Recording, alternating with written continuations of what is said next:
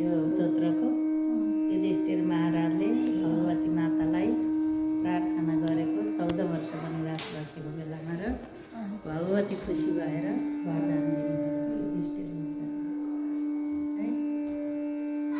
जङ्गलमा पर्दा समुद्र तरदा चोरले लगार्दा पनि आपत भारी हुँदा सबै हजुरका नामले त तर्छन् भनी चिन्ता धेर हुँदा युधिष्ठिरजीको मनमा लहड्यो गयो सम्झी झट्ट तहाँ जगत जननीको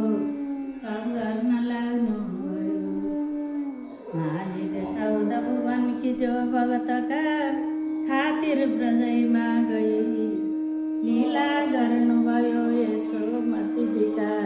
कोखबाट पैदा भई नन्दईका कुललाई उज्जवल गरी भक्तै उपर प्रेम धरी